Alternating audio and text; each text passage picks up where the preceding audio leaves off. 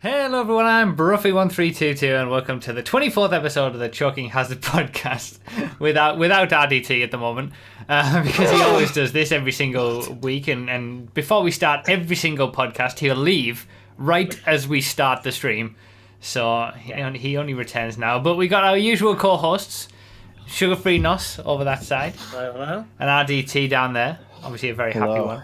And our guest tonight is speedrunning extraordinaire, Joshimuz. Hello, welcome to the stream, welcome to the podcast. Thanks for being on it. Thanks for having me.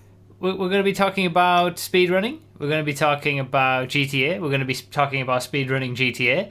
We're going to be talking about all the things. You don't know any of this man's content, do you, bruv? I do. I did my research. Don't talk to me like that. I'm professional. But well, RDT doesn't know, so we're going to be educating RDT. So, since this has been Nos's, I guess, crusade to get Josh on the podcast for a while, it's been 3 months. Yeah, I should have done better in reaching out myself a long time ago, but I failed miserably many times. But since that is the case, I'm going to let Nos take it away with a little bit, talking about why you wanted him on the podcast. And, introduce his content. What is he all about? Obviously, you can ask him to do it himself. Why do I have to do this? Nos is so bad at this. Nos, come on, Nos. This is your time to shine. This is your time to shine. I'll tell you why. I remember Boski. But I started watching Josh with his. He has a series on his YouTube, a very fantastic series that is based on GTA San Andreas called True 100% Plus, and it is a. I've seen this term put around. I'm curious. Let's come back to that. Just remember. We'll have him describe what it is, but the reason that I like it so much is that it is not only doing everything in the game, it is doing everything in the game a very special way, which I'll let him talk about, obviously. But I feel that speedrunners have such an in-depth knowledge of a video game, like any video game, no matter what it is, that they are able to, when they attack a game in a more casual manner, maybe that's not the right term, but that's what makes True 100% so special, is that all of this knowledge about the game is on display, but it's not in necessarily I've got to move so fast I can't explain it to you format. And that's what makes it so special.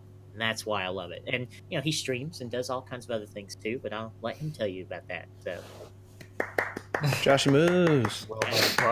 Welcome. Thank you for joining us on this Amateur Hour podcast. Yeah, we're way below your standards, trust me. I actually ran a podcast for a while, and this is much better, so don't worry. So, tell us a bit about how you've you got into, because you have a Twitch channel that has a good significant number of followers. You obviously do all the speedrunning stuff. How did it come to be a thing? Okay, so probably 2012. I'm watching StarCraft and stuff on Twitch TV, or Justin TV as it was then. It's gone back. Yeah. And I'm browsing, watching random video games, and then I see someone speedrunning Wind Waker. And I just asked them in their chat, hey, how do you start speedrunning? Because I was interested, and they just said, speedrun your favorite game. So then I made a mental list of my favorite games and checked if there were speedruns of it. And there was only one really old one of San Andreas. So I was just I'll do that. So I just took that, learnt it, made it better, and just streamed that. And that's that, really. And then it went on from there and there and there. Yeah. I was go on, sorry. There was a question in the chat. So what's a speedrunner? So I think we should probably mention. We should probably mention that. A speedrunner is someone who takes a game and flies through it as quickly as possible. Basically, using any means necessary, unless you're in a certain bracket, no glitch percent or whatever. Yeah, there's various different restrictions and things. I don't know what do they. But isn't the world record for Super Mario on the old Game Boy or NES or whatever, like 4 minutes or something, because you can do all the various different little exploits to get to the end quicker. Using any means necessary, complete the game in the quickest way possible, basically. And that's what Josh does. Yeah, there's like you have we have these things called categories, which is what Noz was trying to say, which is like the one you're talking about of Super Mario 64 is the 0-star category, I believe, where they just skip every star and just complete the game in 6 minutes. Okay. But then you have like other... straight, sorry. Then you have, I just saw it on a video sometime. Yeah, then you have like other categories, which is like for Super Mario 64, it's just like 120 star, 70 star, 16, etc. But yeah, normally you say like any percent or any percent glitchless and stuff like that. But okay. yeah, that was something that I was gonna. That's one of the questions that I had listed down. Is say somebody wanted to get involved in speedrunning right now. Where would they go? What is there a website that is the best place for all the records and things, or is there a central hub where all the speedrunners go? What would they do? So previously, for the most part of speedrunning, for like the past 5 years or whatever, the answer would be very complicated. But now it's actually really easy, and people are putting it in chat. It's just speedrun.com. That's made easy. by one guy. I like it when things are easy. It was made by one guy who was inspired because we used to just every community, like the GTA speedrunners, just have a Google Doc with all the best times and all the random information and stuff, but finding it's impossible. So one guy just went, I'll just make a website with everything on it. So you go on there, it's got easy to look at leaderboards, it's got a guide section, forums, Discord links, everything. So yeah, just go there, type your favorite video game into the search bar at the top, wait because the website's pretty laggy because it's really popular, and then click on it and see what there is. All right, interesting. But yeah, it's perfect. And I like what Serenio's just put in the chat. Using every means and glitches to go faster. Who would do that? They said as they care boosted into a break boost. And this is something that I want to touch on later on. Is how speedrunning is so close to racing and specifically hot lapping that we are used to in GTA. So that's something that we'll come on to definitely. But what is it about speedrunning? What is it that that drives you to do it? And do you play games normally? Yeah, this is the thing, right? So playing games normally now is hard. Okay, so I'll start with why. So I don't actually know. Speedrunning's just fun. It's like, if you want to go back and play like your favorite game, single player or whatever, you play it through once, the story, etc. You can't really play it again unless it's like GTA and you could free roam or whatever. But I don't know. It's just you get to explore games in a different way. You get to learn a lot about them from a technical side if you like programming and stuff. I don't know. People like it for different reasons, really. Yeah, you can like prove to yourself, it would seem, how proficient you are at that game and how good you are at it. Like, oh, you see someone struggling at one level, you're like, I can do that in literally 5 seconds. Yeah, like, all right. Watching Let's Plays of like San Andreas is hilarious because it's like you have no idea what you're doing. Yeah. You just had to follow the damn trains, CJ, and you're like, yeah. No, in fact, you actually go on the top of a bridge and on top of a building, and then you jump on the train. We're in a series. But yeah, lots of people do it for competitive reasons. Other people do it for fun, like me, because I'm not very good at it. But yeah, it's loads of reasons. Like, what was the other question again? Do you play games just like as a normal human being? Yeah. But this is a thing lots of speedrunners get, where you're playing a game and you're thinking about how it works and you're trying to deconstruct everything and you're not actually enjoying it. It's like you can't play. You lose the ability to play games casually. You're trying to like optimize, like min-max everything. It's really horrible, but you can do it. You just have to forget about speedrunning when you do it. It's interesting. It seems to just completely change the way that you view games. Instead of seeing it as a game like most people do, you're like, as you say, deconstructing everything, just getting it to be as every little detail has to be exactly right, as good as possible. But you said you weren't very good at it. Is that true? Yes. Yeah. So the reason I'm popular, I guess, is because I'm, for some reason, entertaining when I play stuff, and I was like the first to do San Andreas. Um, I had world record for San Andreas while nobody else was running it. Then one other guy came along, took the record from me, and I've never had it since, and it's been many years. I mean, Hey, you still man. can still claim that you had it. I mean, that counts. Yeah, I mean, what number? uncontested. What Now? number? Oh God, let me look it up. Hang on. But yeah, I mean, Is it in the I- 60s, something like that? Maybe. I don't know. That's, I don't think it's that high. I am 21st in San 21st. Andreas. Oh, jeez. I'm overestimating how many people run the game. See, Yeah, there's I not. mean, like Neil Armstrong was the first person to step on the moon. So, you can say that. That's fine. Yeah, I mean, it's not like I'm awful. It's just other people are really, really good and commit. Yeah. And obviously, I've been doing San Andreas so long now, I got sick of it, and I do other things. So I have world record in other games like Ballad of Gay Tony 100%, which Yeah, can't wait. Mm. I'm good at that because no one else does it, but it's fine. What was that? Man, those pigeons, they gotta go down. Gotta take them all down. Or, How- Do any of you watch Critical on or Penguin Zoe is his YouTube channel on YouTube? Do any of you watch him? It's I've drawing watched a that. blank. He has it's more of a comedy base, and there's this one game that he is always speed running. I'm trying to find out what it is, but I would be curious to know what House of Craven is. That what it is? House of Caravan. House of Caravan. Have you ever tried speed running House of Caravan? I don't know what that is. Let me look it up. Me neither. I just love the video of him yelling at people that try to beat his record in the nonsense game that's deep on Steam. And he's probably the only person who's ever done it, right? Well, someone keeps trying to beat him. Okay. and he does. Oh, it's one of these games. The world record is 11 seconds. Yeah. Someone said in the chat the Pokemon Yellow world record is 0 seconds. Like there's some glitch or something that just gets you to the Yeah. end screen immediately. Yeah, the old Pokemon games, they have a lot of categories that are like, don't break the entire game, please. Because Yeah. it's like, you start the game, you save, and halfway through saving, you turn the Game Boy off, which corrupts the save. You load the save, and then you have more than the maximum number of items, and it like scrolls into RAM, and you're literally just editing code, moving stuff around.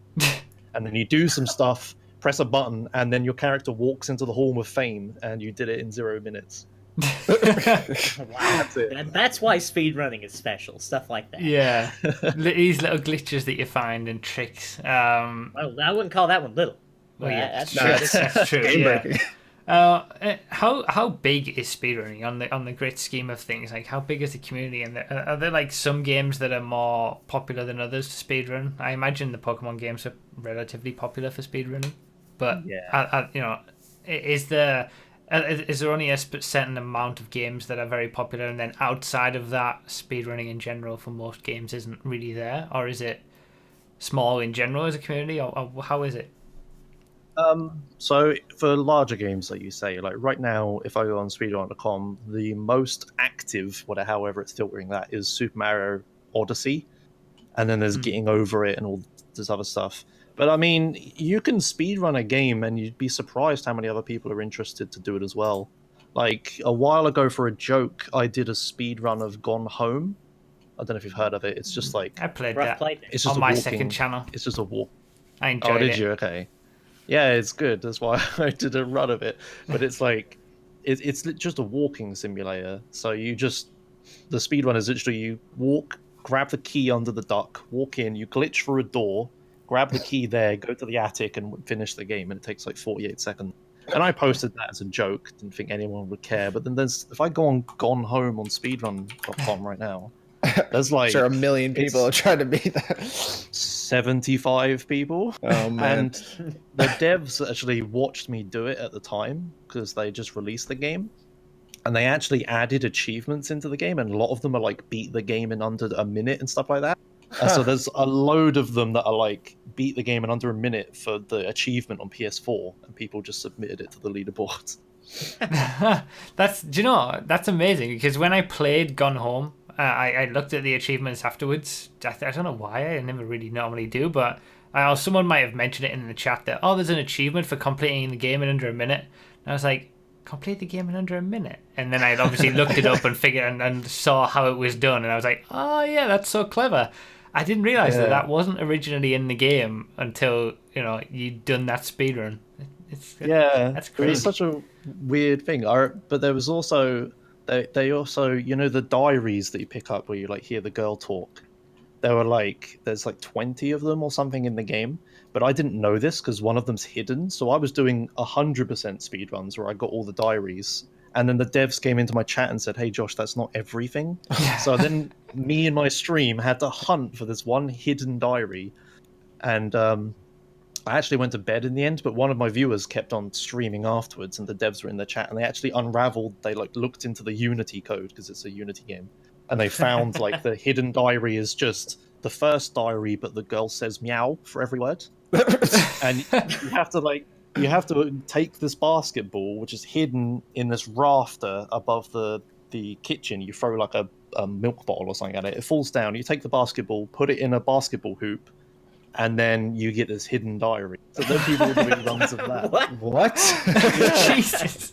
That kind of games have that. Like, you wonder how many games have Easter eggs in games are nothing new, but how many of them go undiscovered over the years? Like a COD Zombies map trying to do the Easter egg or something. You got to be here and do this. Throw this over here. A couple of years ago, I guess it was, when someone finally realized when they were playing Mike Tyson's Punch-Out that when one dude ducked in the crowd at that same exact second, you were supposed to duck and then you could beat the guy in one punch. It was and that was like 25 years after it came out or something. Yeah, it's I crazy. remember seeing that. Yeah, it's this amazing. one for there was this one for Wind Waker I saw where there's like a boss fairly on in the start of the game, and if you take like some spirit water to it, 'cause there's like a plant, an evil plant. You could take like the spirit water, you pour it on it, and it just instantly died, and nobody knew about it for like 10 years. Wow. Yeah. So, San Andreas, you said, was your most played game. Yeah. Is GTA in general like a franchise that you play a lot more than other things? You mentioned Baldur's Gate Tony. Yeah. What are your most played games like as of right now? What would you say? Yeah, it is definitely the GTA games. It's like before I started streaming, I was like a minor GTA fan. Like I'd played every GTA game because I liked them. But obviously, when I started streaming it, everyone knows me as the GTA guy. And when GTA 5's coming out, oh, it's set in San Andreas. Josh, you must love this sort of thing, right? But yeah, it is. I would say the most played games now are GTA games. Yeah. And have you done a speedrun for all of them, going all the way back to GTA 1, or how far back does it go? So I haven't done the 2D ones. But early on, I did GTA 3 and Vice City and San Andreas in one sitting as like a race with a load of other people. Yeah. GTA 3 is not fun if you've never played it before because you can lock yourself out of progress and there's lots of traps and stuff and the game's really stupid. Yeah, you've talked about not liking GTA 3 before. Yeah, I hate that game because of my terribly... I mean, it's my own fault, right? I went into it trying to do it as fast as possible and I knew nothing about it, so I only have myself to blame. But I've done GTA 4 and the expansions. Like, I really like Gay Tony, I do that a lot. But I've never done GTA 5 because when it finally came out on PC, because I don't have consoles, I played through the single player and I just couldn't stand it. But I did do speedruns of online. Like, I did speedruns of heists with people because that's like an interesting co-op speedrun, right? And we used your spreadsheet, Ruffy, for like which cars we should use and stuff. Oh, really? Is that how these things? What car do you end up using at that time? Probably Kuruma, right? The armored Kuruma for a bit of it, but there were some bikes we used as well. God, I don't remember anymore. Probably the body, if I had to guess. The body or the Akuma. Well, that's crazy how worlds collide like that. I'm just off in my own world testing vehicles for how quick they are, and you don't realize it has other applications outside of just racing. You know, speedrunning is a legitimate thing where you need to know how quick the cars are, what's the best car to use, and I guess even as getting down into it, sort of curb boosting and all this kind of stuff, that as the racing community found these things, that again, speedrunners, it has applications to that. And we learned of curb boosting because of your videos and stuff, and we have actually used it from there. Yeah, that's crazy. that is crazy. You can speedrun anything. I never even thought that you would be able to speedrun GTA Online. It seemed like a multiplayer game. Yeah, I mean, it's not great because you're at the mercy of Rockstar servers for load times, but it's fun. It's not like very serious, but yeah, you can speedrun anything with a goal, I guess. Funny enough, we the second time I did Criminal Mastermind on Xbox One with Sean and Crazy Man and those guys. It's on my second channel. I just did Blue-Eyed Malice. Blue-Eyed Malice, that was it. Yeah, I did one stream of like 7 hours or something of just the entire thing in one go, and it turned out that at the time we had like the record for the Criminal Mastermind challenge at that point. I don't think anybody and like very few people had actually submitted something, but it's interesting. I'm pretty sure people have been there a lot quicker now, but back then, you get not too many people have done it because that's like really stressful. If you're trying to do stuff as fast as possible, you mess up with a team and you have to start the whole thing again. Yeah. Let's see. So the record for Criminal Mastermind is currently 3 hours 41 right now. What? How is that even possible? I need to see a video. That's not possible. That loading time, ridiculous. I think you can I know for Prison Break, can't you land the plane in the prison or something and pick up Fresh Koski somehow? There's 3 hours of loading time. There's no way that's what? I can't even.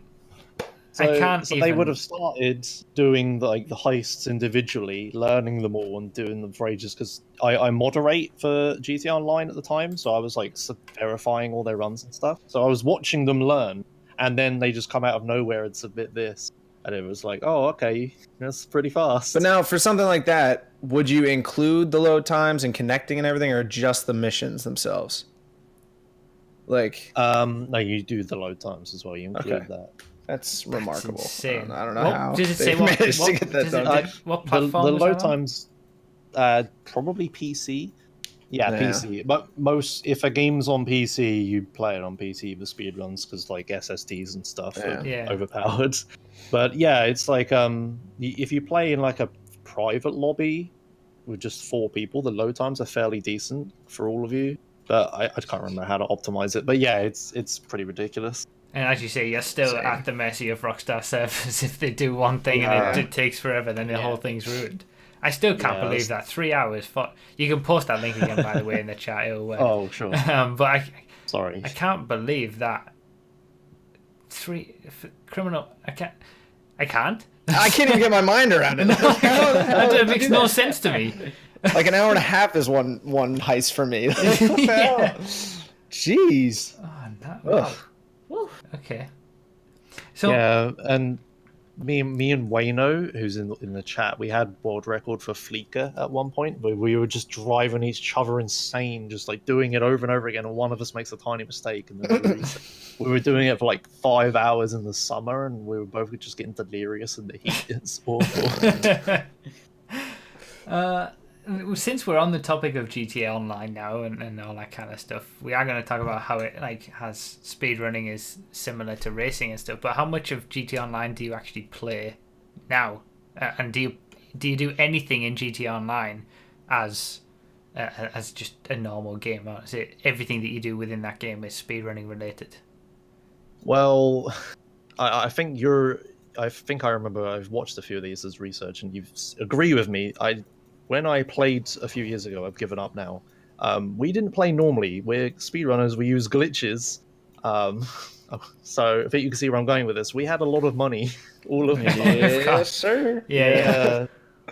And we were Wayno loved doing fashion glitches. There's a glitch you can do to keep your the duffel bag on you at all times and get police clothes and stuff like that. Yeah, we loved all that stuff. But yeah, I haven't played it in ages. I just got sick of it.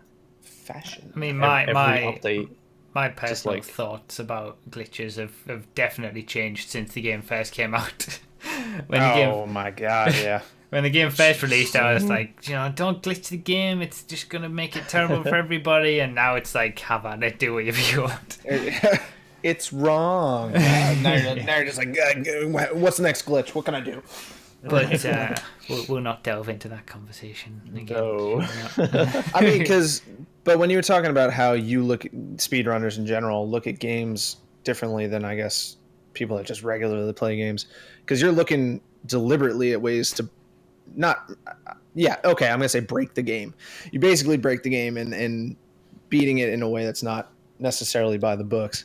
And how do you guys even find these? Because I'll be on GTA, not really that much anymore, and a new glitch will come out. It's like, oh, you gotta have $20 in your pocket and call a cab and have Franklin in single player down at the coffee shop, and then you gotta unplug your controller and do all this, and then you'll get $1 billion.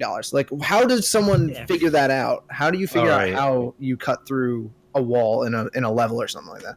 So yeah, this is a really common question, and I can understand it because you're going from the perspective of seeing nothing to insanity, and you don't see the process behind it, right? So let me give an example that I know better the story behind. So in San Andreas and the other 3D games, we have this thing called mission duplication, or duping for short, where the game has like a single boolean on-off switch, as you could call it, for like whether you're on a mission or not. So if you're not on a mission, there's like icons on the map and stuff. Like you're in free roam, right? You can start any mission you want and do that. As soon as you start a mission, it flips the switch to on mission, and you can't start other missions and stuff. Mm-hmm. Well, there's a way to manipulate. I won't get into details, but there's a way to manipulate that switch to make it think you're not on a mission when you are. So you can start like multiple missions, which lets you do lots of other stuff, blah, blah, blah. But like getting to this point and like knowing which missions crash if you do that and which missions skip other missions, it looks insane. But if you know the history, so like we started with the very first mission duplication in San Andreas was by mistake. Like, I got a girlfriend phone call at the exact same time I walked into a marker, which changed it. And then there's this other quarry missions. Their marker things, the little red circly things, are programmed different to other ones, because Rockstar, I guess. And if you walk into that at the same time you get a normal phone call, you can just walk into it again and again and again and again, etc. And by then, like, using that knowledge, we can learn, the phone calls are breaking missions, and then we can, like, build up from that, etc. This example isn't going as well as I thought, but you get the idea, right?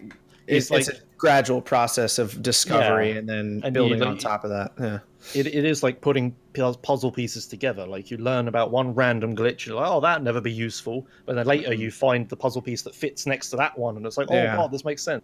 And then you end up with, I'm going to probably blow your minds now, you end up with a Vice City any%, which is, let me look this up, Vice City, I don't want to get this wrong, otherwise people will shower at me. I'm not ready for this. Speedrun.com lags out as soon as I need it. I swallow my liquid before. I'm ready for this. It's going to be something ridiculous. Your favorite game, bruv. Give me your guesses. Yeah. How long do you think Vice I wouldn't City want to is? play it quick. I wouldn't want to do it in like 2 seconds. Screw it. It's the beauty of the game. I want to experience it. I'm still not ready for how quick it's going to be. I'm going to say 3 minutes and 37 seconds. It's very specific. Okay.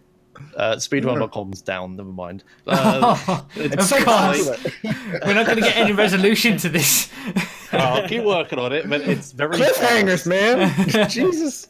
It's very fast and it's fantastic because you have to I don't even know how it works. Okay, it's 8 minutes. Okay. I'm not that impressed. That impressed, man. Yeah. You just set the bar too low. That is still crazy. That's the worst, when someone tells you to take a guess and then they like either overshoot it by a ton or undershoot it. You're like, well, now it's not as cool. Alright, I linked it in the chat. But yeah, you like you start the game you stand around. This is probably isn't quite in order, but you stand around for about 3 minutes doing nothing, and then you make a replay. Like you can save like Oh, the on good old PC version, you replays. can save replays. Yeah. So you save a replay of you 3 minutes after the game starts. Then you start a new game, and then you do some things, and then you use that replay of you 3 minutes into the future to break some sort of timer thing, and then rob a store, and then kill the guy, and then stand an exact amount of distance away from it, wait an exact amount of frames, and then start a vigilante as soon as the guy respawns, as well as watching a replay at the same time. And then if you hit exactly the right frame, the game just ends and you're at the end of the game. What? Yeah, my explanation sucks, but it's something like that. Yeah. That's so crazy. That's what? insane. It's just like you're just calling a random bit of code in the script. It's called script stack underflow. I don't know what it means exactly. But you're like underflowing something in the script, and it calls a random part of another mission, which just happens to be the last mission, and it ends. What? Oh my God. Interesting. That sounds Yeah. like similar to the Mew glitch back on old gen, how you used to get Mew. I remember those days. But Yeah, I looked into kinda. that. I read up on that. It was all the same sort of like you could do for it. It was the games are complex creatures. Nos, My God. you've Yeah. been very quiet. I have. Yeah. You've been asking questions. You've been Been getting more starstruck. ideas. I have a question for you. Yeah. Oh, do you? Have you done any speedrunning since you're in? You've been watching I Josh have for a not. while. I've thought about it because I actually thought about it recently because Josh, I saw your. It was like 4 years ago. It was a long time ago. I saw your Undead Nightmare speedrun. Oh, You did, okay. you did Yeah. a couple of Undead because I'm a big Red Dead fan, and like Oh. Red Dead Redemption I think would be a bit too long to get started with, but Undead Nightmare was like just over an hour or so. Yeah. 8%, and that seemed like something that could easily be gotten into. And I started because I played Red Dead's Online a lot, and there were a lot of glitches in there. So I was watching back your playthrough, and you were talking about the whole like the flying glitches with the Molotovs and the throwing knives. It was taking me back. So, Yeah. I actually have a funny story with the Red Dead Online guys. So there's like a glitch in online to become completely invincible, and Yeah. there's other glitches that let you run really fast and stuff like that. The online guys are all assholes and don't tell you. There's no like speedrunning's really open. If someone finds a glitch, they explain it to everyone. Nobody hides stuff, right? But the online community is really different. They all shut off and they don't want to share glitches with Yeah, anyone well, not their because I friends. want my rapid fire buffalo rifle. I don't Yeah, need you to have one. That would be dangerous. It makes sense, right? Because you're fighting against each other. But Yeah. for like me now, like researching this stuff like 5 years after the game's dead, it's really frustrating because I can see these glitches and it's just like I want to do them, but they don't explain and show how to do it. It's like I know you can become invincible somehow, and that sounds really useful, but I don't know how to do it, and they just hide stuff. And I messaged one of them at one point, and I think he just told me to go F myself or something. This is completely Classic blew me online off. community of any game. Yeah. Oh my But yeah, it's like I know there's more to be found in Red Dead, but I just don't there's have all the there's all commitment. kind. There's using the like stagecoaches as boats to like. Oh yeah, You can do that if you want to get to like West Elizabeth at the beginning of the game. You just take a little stagecoach over to Montana Ford and put it in there, and you jump across. Like it's super easy. Yeah. I like what So- Serenio put in the chat. Oh, gee, that totally doesn't sound like GTA Racing when new stuff is found. How do you break boost? I'm not telling you. Yeah. I'm quicker Yeah. for it. That's how it is. Like I've always been on that, like I guess the speed running community side of things, where if I would prefer if I find something, I just want everybody to know about it. Everybody should share everybody else, and then everybody's on a level playing field, and it just makes everybody better. Well, it also makes the actual glitches better because you combine knowledge and find new Yeah, things and stuff. absolutely. It's annoying. But yeah, obviously you have super uber competitive types in everything, where if something is found, they'll keep it to themselves and use it. And there's also the possibility that the developer will see that and be like, "Oh, thanks for bringing that to our attention. We're going to get rid of that now." Like the Yeah. gate launch Yeah. glitches in GTA, like those would have been better off if no one had seen them. Like, Yeah. a few people had Basically known all about the them. fun glitches that have ever Yeah. existed in GTA Yeah. Online that Rockstar decided to remove. Well, that's another difference between speedruns and online stuff, is that you're normally speedrunning old stuff and the devs don't care anymore. Yeah. But online it's different. Like, yeah, they patch it. Yeah, I know. That's why I'm guessing the whole... Has speedrunning changed as the years have gone by with the advent of new games having more downloadable stuff, patches, things like that? Is it very much still just based on old games, and you can't do it as much with new games, or do you have things involved in the setup that you have within the speedrunning community to deal with when there's a new patch or something changed? It really comes down to a game by game basis. Yeah. Well, we were every talking about this community, before the show too, with Prey. yeah, Like, for instance.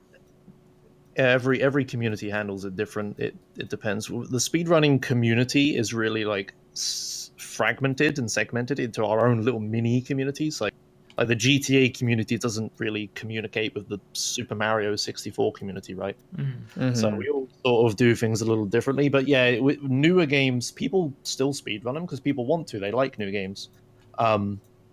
But with patches, it does become an issue. But there's lots of ways around it. Like console, like 360 and PS3, you can always unpatch a game if you have the disc, and you can just not connect it online. Like I haven't updated my Fricks 360 in like 10 years or something. I don't know anymore. In a very long time. Yeah, you can play like the base games without patches. Yeah. The Steam is a bit of an issue because that auto updates now. But there's like, if you know your way around Steam DB and like vague hacking stuff, you can Don't get give old yourself patches to away. work. Don't let them know.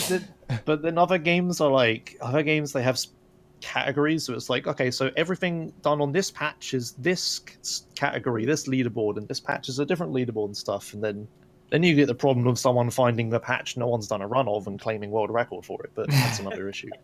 But yeah, it's like newer games, DLC and pre-order bonuses and servers being shut down and stuff like that, it is becoming an issue. I don't know if it will survive into the free-to-play kind of world that we're heading towards. Yeah, gaming has changed a lot in the last few years and is looking set to go. continue even Here more. we go. I'm not going to start going on a rant about it.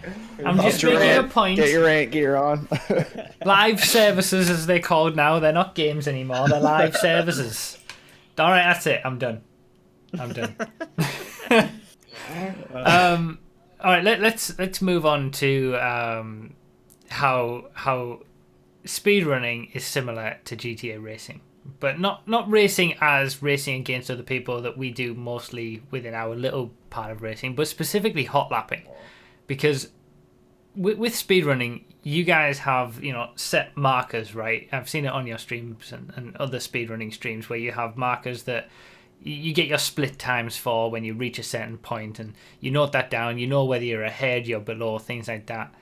And that's exactly the same as what people do when they're trying to get a fast lap on a track. There's certain points, they'll hit 3 sectors around a track. If it's a long track, there's multiple sectors where you know whether you're up or down on your ultimate record. And then all these people who are going for world records of tracks are doing exactly the same thing as what people who are going for world records with speedrunning as well. And something that I think bridges the gap more so than anything else is what we saw recently with Serenio doing the Gfred speedrunning. 24 hours of Gfred she did on that stream. But the purpose was to get the world record for Gfred. And she had it set up like a speedrunning system with the split times and things like that. I think Baron helped her with doing that. And that in particular, that's a GTA race, albeit quite an obscure one in comparison to regular races. But it's that crossing that bridge into speedrunning and the two worlds colliding. It's pretty crazy. So my question to Josh is: you ever going to speedrun Gfred? Maybe. Wow. I mean, what that sounds like to me, we have a term for this in speedrunning. It's called IL, or individual level. And I actually did do GTA Online, the missions, the little missions menu you can get with like a little tiny missions, thing. Yeah, the contact missions, that's it. And I did we have like a leaderboard of like every single one of those and the best time recorded for it. And I like went off and just set a load of times for all of those. But yeah, it sounds a lot like that. I mean, maybe you say like the splits are set out the same way in speedrunning as they are in racing, but I think the idea literally comes from like racing, right? We took that. Yeah. Whoever made it just took it from that. It's been a thing in racing since the 50s or whatever, 40s when they started racing. So I guess it's natural that when you're trying to go for something as quickly as possible, you want to have an indication of how well you're doing to that goal.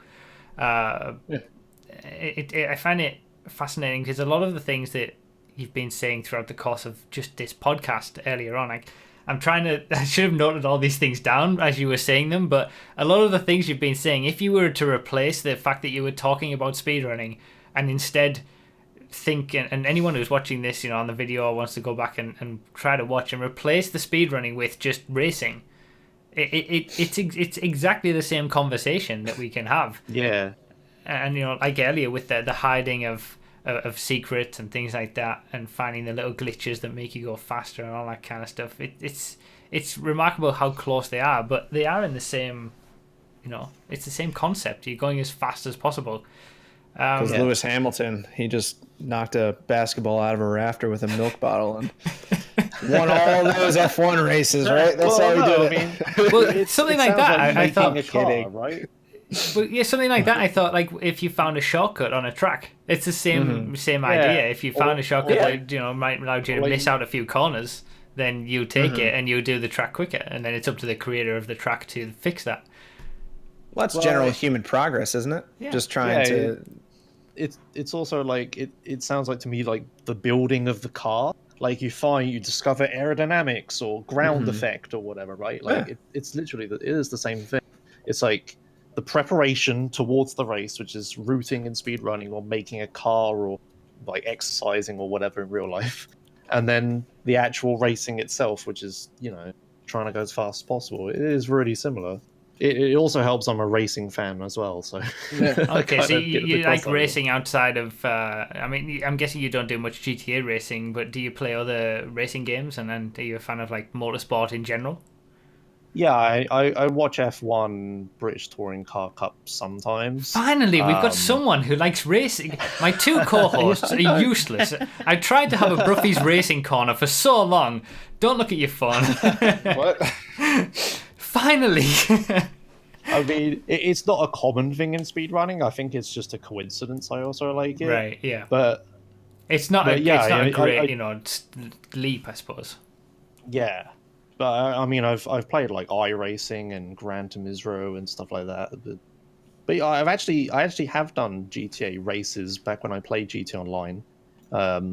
Just the awful queue, just praying the other guy turns catch up on. Yeah. Oh my so God. Back in the day, like leading the whole race, and you could just hear your engine go. So stupid. Like no. Yeah. That's the dumbest thing in the entire world. Honestly, I don't know what they were thinking. God, it's awful. Speaking of random races, I had a race full of randoms on Cunning Coroner's GP as I was testing cars. Keep an eye out on random bits for that footage. That was interesting. Oh, really? The lobby just happened to fill up. It was crazy. But yeah, that'll make its way to random bits. But yeah, in another crossover-y thing, I also just recently revived my MTA server. I don't know if you've heard of that. Yeah, I've heard of that. Yeah, San Andreas. It's a multiplayer mod for San Andreas. It's exactly the same as 5M, just a bit more advanced because it's been out for way longer. But yeah, I have like one of those servers, and it is just all cars all the time, like racing and destruction derby. So yeah, I kind of GTA race, kind of. Yeah. So I wanna see you do Gfred at some point. This is something that has to come from this podcast. Because I mean, it takes a lot of learning, but once you get it, really, does it? I think so. I don't even know how to do it. The first time you ever do Gfred record, and I'll do exactly that. Yeah, Well, you just have to watch G it. will But the kill me. world record for Gfred has, like, it's become a thing, and it's gone gradually lower and lower and lower and lower, and we found new tricks, you know, using a parachute at the end was one of them, swimming with a scuba suit has become a new thing, like, all these tricks that have gone into it. Serenio is Really? currently the world record holder. What do you mean, really? Like that's a thing now. You swim with a scuba suit and it makes you faster. Yeah, it's much quicker. Much faster. You're right. It does just sound like speedrunning. Like, It is. It's the perfect crossover I mean- between racing in GTA and speedrunning, I guess GTA. But yeah, I assume it's some really awful, horrible, boring map, right? I don't know what it is. it's a cross map race basically. It's like a cannonball run style race where you go from one checkpoint in the north of the map, then the bottom. It takes about half an hour. Well, no, the world record's 20 Well, not minutes. anymore. Yeah, not anymore. Well, It used to take It 20 takes me 20 like odd 2 so minutes. minutes, but now the world record's like 18 minutes or something, which is crazy. okay. Well, I'm actually surprisingly probably the perfect person for the job because I have crazy patience for that sort of thing. There was one time I was watching this thing on YouTube about someone who made like a tool-assisted speedrun of GTA 3. I won't explain what that is, but basically they were hacking the game, right? And they used the dodo in GTA 3, you know, that thing that you could barely Yeah. fly. Yeah. And there's this mission where you have to destroy these little stool things, the hot coffee stools or whatever. I don't know what they're called. Yeah. But instead of driving there, throwing a grenade, getting back in the car, driving away, this guy just like used a dodo and he flew a dodo from the airport, took off, hit them from the top with the landing gear, bounced off of it, and hit every single one of them in sequence like that. And no one had ever done it like as a human without cheating. And I was just like, I'm gonna do that. So I just started streaming like randomly, and for 5 hours, I don't even like GTA 3, but for 5 hours I was trying to fly this dodo. I managed to hit Oh my 3 God. stalls, and then I finally gave up after 5 hours. So yeah, I mean, I could probably do it. Jesus. Oh man. Okay. I know exactly what you're like because I am super stubborn as well. So if something like that comes, like the closest thing I come to speedrunning, which isn't even speedrunning, is Trials. I like Trials. You know that game. Yeah, And so I used to like there's Trials. there's one person on Xbox that Print Coast, if he watches this, he probably won't, but that we always try to one up each other up until the point that we're in like the top 100 in the world in certain races that we're just like, I need to beat your time, and we're so stubborn that we'll spend hours on end just trying to beat each other. So I understand where you're coming from, trying to just skip over coffee houses in a flightless plane. Jesus. There's that inbuilt yeah. thing in all of us, I suppose. Because, I mean, back on GTA 4, me and Tony used to be exactly the same as what you've just described there. With the races back on GTA 4, he would get a better lap time on one of the races, and then I would go and get a better lap time on one of the races, and it would just be a constant thing. And then, like you did, we ended up like in the top 100, 200 on the leaderboards, and it's like, how far do you take that? You know, you could take it even, you know, to the point of getting these Even world further. records. Yeah. That's Just how try. speedrunning starts, I suppose. You just Yeah. need one person to go set some times, like with those GTA missions, those GTA Online missions. One Right, person, well- and then someone else says, you know. That's it. I'll have to research this, make a route, and give it a shot when I come back from Sweden the next week. That would be could try interesting if the route changes. If you somehow find speedrunner extraordinaire finds a brand new route that brings it down to 15 minutes or something. It's like I remember back when the world record was around 20 minutes, and it was like, nah, it's never getting below 20 minutes. And then it got to 19 minutes, and then 18 minutes, and now it's 17 minutes. It's like, That's what happens in speedruns. It's like you look at this game, it's like this can't possibly get any faster, and then like a year's time, it's like an hour faster. It's the same thing. Yeah. It's the parachute line on Gfred. When you I'm sure you look up just a world record run of it if you want to see. But at the very end, there's a parachute line, and when that was found, that just blew my mind, because theoretically that could have been done since Gfred was created. I mean, the scuba suit is something new, but that could have been done from the start. And when somebody found that and just posted on a comment, and then somebody did it, and it was like, this is unbelievable. It shaved like 30 seconds off the time, or some 50 seconds back then. Yeah. It was just, and it just blew my mind of how crazy that race in particular can be. And then it's just, it's the same with all these speedruns and games. Yeah. I mean, you say it's like a thing that was always there and was never added. For most speedruns, everything has always been there. It's like they don't add any more content. You just someone finds this weird little thing, and it's like the game becomes more than what it was with the glitches. Right.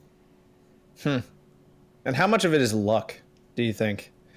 Like, a whole bunch. RNG. Yeah. It's all RNG. Everything's RNG. Even Like, Gfred World Records are RNG based. Yeah, you do things with the intention of getting them done, but then you don't usually have them happen, and then you're like, oh, Jesus Christ, how'd that happen? Oh my God, I'm so happy. Yeah, I understand. I see where you're coming from. Damn it! I was just about to ask something then relating to that, and I've lost it. Good job. Every episode, you lose your thought. Well, you said you were going to Sweden this weekend. Why?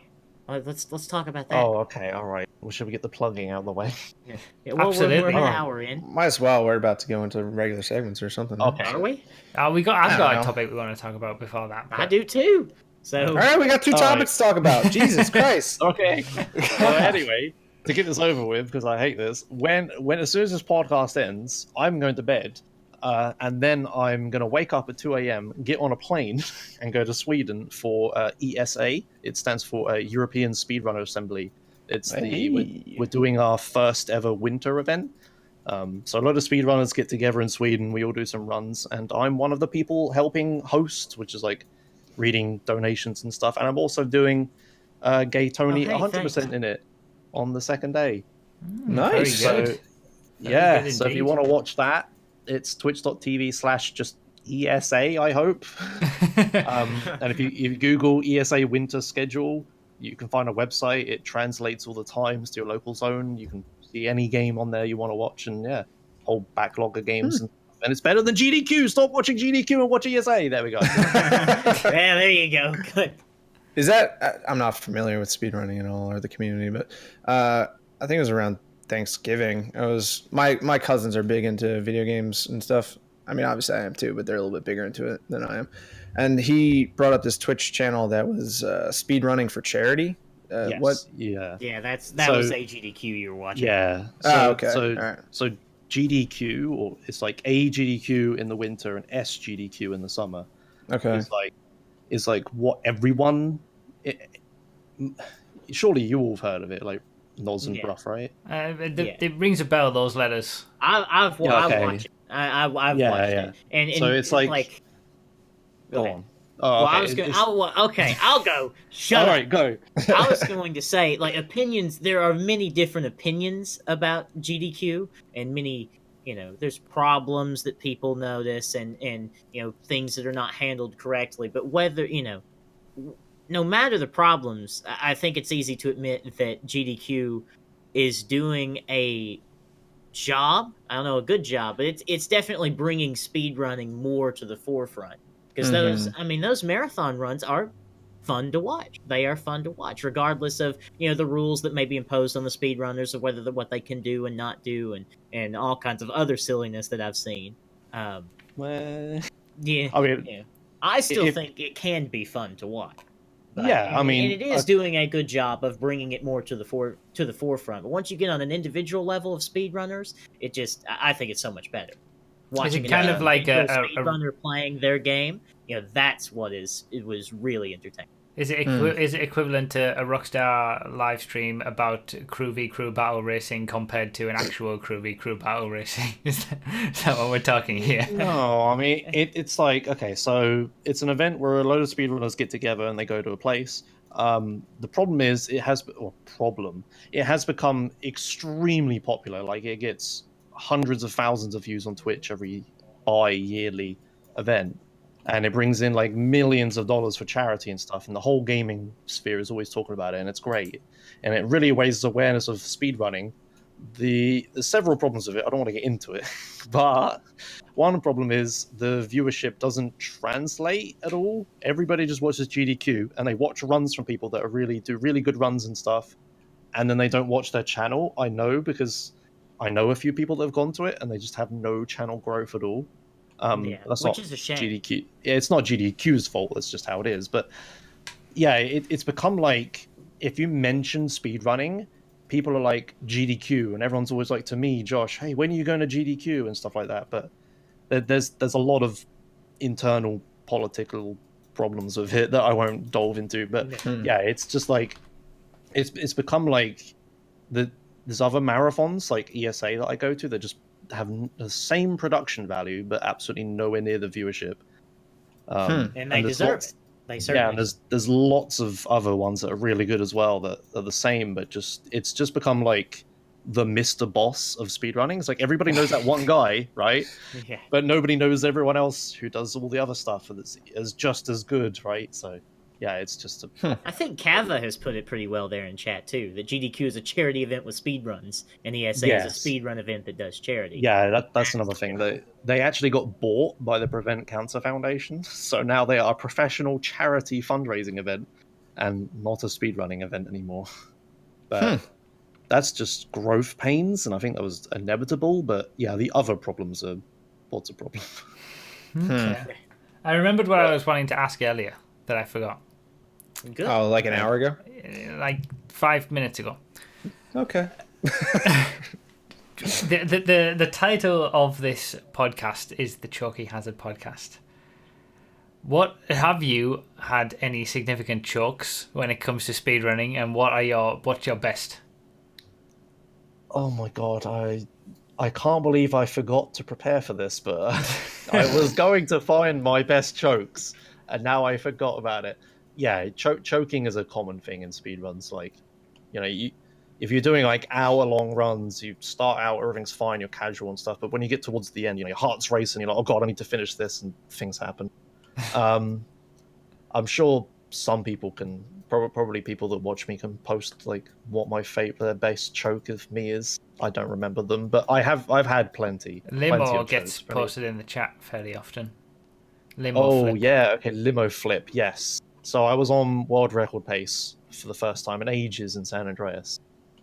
This wasn't really a choke. I mean, a police bike drove in front of me, and I have this limo with like two guys I need to take to a place in it. And I hit the police bike, and the limo flips, like does a backflip, perfectly lands on its back, and it catches fire, right? And then I get out, and I'm like, oh god, please, idiot friends, like don't die to the explosion. Admittedly, I made a mistake, and I got into a car, which makes them try to get into the car slowly. If you just run, they just run away from the explosion. But yeah, they died, and I lost like 4 minutes something. And then Taduva, who's in chat, kept world record because of that one thing. Jeez. That's quite a choke. There's a lot. There's a lot. I can imagine. Just like with racing, you get them all the time. Yeah. The topic that I wanted to bring up is something that's been talked about this week, is the idea that Google are planning to make a gaming console. All right. Anyone heard this news? Nope, and I don't want to hear it. Sounds... Come on, man. What do you need? I heard it. Our producer hears all the news. But the difference with it is that it's theoretically, this is all just rumor, going to be, cloud-based gaming. Like PlayStation Now is right now. Where because that's a great experience. Let me tell you about PlayStation Now. This is what I'm going to get into, right? Have you heard about input lag? Exactly. No? Exactly. But a lot of people leak my nudes, man. A lot of people are saying that this is potentially like the future of gaming. It's going to be the new thing where you play. Not. It's like Netflix, say, where you pay a subscription service and you just play the game, but you don't actually have any hardware to play the game. But lag and latency is a big thing. Input lag is a huge thing. You're going to have to. It's going to be a few years down the road when people are saying all this, obviously. But even then, the internet speeds and things like that are just not going to be there. I don't think personally. But can you imagine how that would apply to speedrunning? to play a game that's being played on a system miles away, that you have to do through the internet, and your inputs on the controller are getting sent through the internet and then back at you, and then how that would affect us with racing as well, you know, trying to control a car with all the inherent lag involved across the internet, and then, you know, FPS games. I don't know, man. I don't know. It's awful. Because I played my 100% Red Dead Redemption playthrough for my channel was on PlayStation Now. Okay, I forgot about that. I want to hear your experiences with it. Oh, the input lag is so bad, and we're working on the PS3, which was by far the inferior system to play Red Dead Redemption on at the start. I don't know what resolution it is. It is not HD. It has terrible input lag. The video has to be sent to you at a certain bit rate, I imagine, which affects the video quality in such a negative way. It's just awful. It was awful. Like, I had to struggle through it because I did not... at that time, I only had one PC. I didn't have a capture card or anything to play it on my 360, so I got it on PlayStation Now, and it was awful. Like, I mean, I still love the game. I still enjoyed it, and I'm still so happy that I was able to use PlayStation Now to give this experience to the people who watch, because still to this day, that's the best thing I've ever done on my channel. For you guys. Yeah, but it was awful. It was awful to play, and I hated. I hated that I had to have that experience reliving Red Dead with the input lag and just. And I can't imagine how we're ever going to get to a point where that will work correctly. It's like Khalib says in the chat, so like Twitch plays. That's the kind of level of lag that we're talking about. That's similar, yeah. But Pedro said, isn't Xbox Game Pass and EA Access like Netflix, where you rent a game but you download it instead? Xbox Game Pass is different because you pay a subscription service and then you download the game and you play it on your system. Whereas PlayStation Now, you have the game is running elsewhere and you're just streaming your gameplay and you're sending your information of inputs on the controller to some system that's playing it, and then you're waiting for the lag, you know, waiting for the view to come back at you, which is more akin to Netflix in the way that it streams. You know, you don't download stuff offline and watch it offline on Netflix. Maybe you can, I don't know, but mostly it's used as a streaming, you know, you watch it as you're downloading it, and this would be what that is. But I can see the benefits of a Netflix style subscription for games, like what Xbox are trying to do with the Game Pass. If you just pay, you know, $10-15 a month or whatever, and you get access to all the games that you want to play, then for how long you're subscribed, then I can see the benefits of that. But that is only when you're actually downloading it and have it on your system and you're playing it in front of you. I just can't see us getting to ever a point where internet speeds are good enough around the world to be able to support cloud gaming. And No. No way. There we go. That's so I've been reading into this. I have a few questions. Are they just, when they say they're testing hardware, do they mean a console? It would be. I think it's essentially going to be a streaming, you know, box. It's not going to be a full-on console with hardware in it, graphics and CPU and all that. So like we have a Roku stick that we stream television, Netflix from, like that pretty much for gaming. Like an Apple TV. Yeah. I could see the applications casually, like for casual things, but like not real video games. If you're playing Tetris, you know, Google owns like Android, right? So would they just do Android games with this, or are they making like a new Candy Crush? Oh my God. Are they making a new operating system to this? Because I owned Ouya, and I can tell you, you owned Ouya. I owned an Ouya, yes. Wow. I could probably... My friend has an Ouya. We are speaking to a Ouya owner. That was short-lived, wasn't it? It was for programming at university, all right? I didn't get it for any other reason. Oh, okay. That makes it a little better. But like I reckon they'd probably just use Android, and then it's just for casuals, like on the TV, right? But then why wouldn't they just play on their phone? I don't know. Yeah, I don't understand where they're going with it. That has been reported in chat by Wayne. Yeah, I did a speedrun of it on Ouya. It was god awful. Please tell me about it, please. You gotta tell me about it. Now, or should I wait until we're done with this news? I want it now. I can't wait. All right. Well, okay. Well, Rockstar released the Android version of San Andreas, and then everyone was like, hey, Josh, San Andreas came out on Android, are you going to speedrun it? And I said no.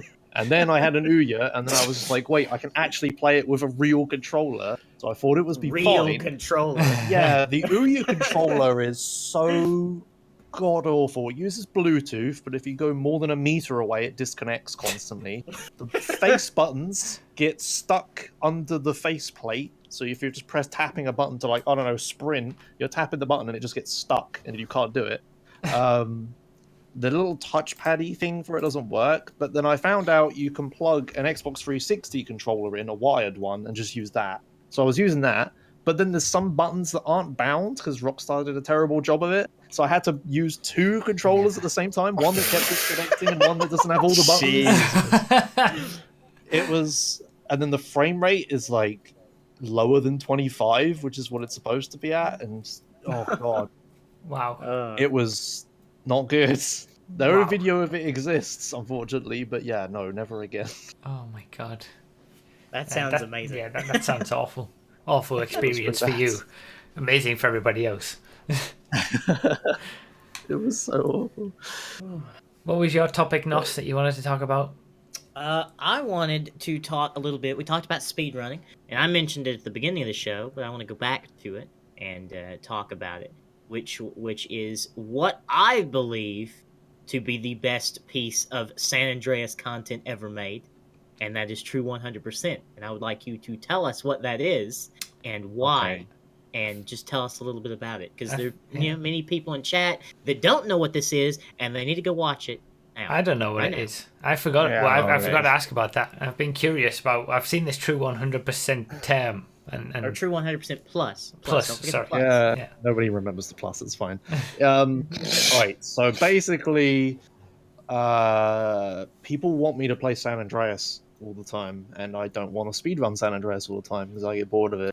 So I thought to myself, hey, I'll just make like a Let's Play series on YouTube that I can do easily for fun, but I'll do like, you know, I'll use speedrunner knowledge to do stuff, because there's like lots of glitches and stuff that aren't fast, they're just there.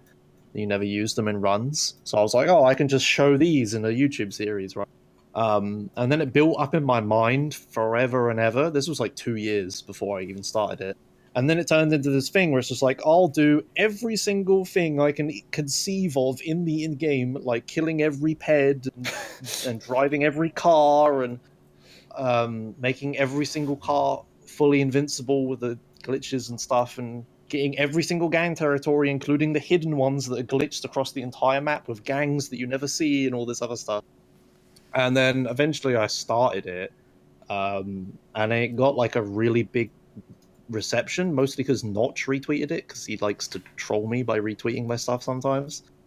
Long story, but yeah, so then I started it, and it turned into, instead of people like knowing me for speedruns, they load of people on YouTube, because I don't upload there very often, just know me for that now.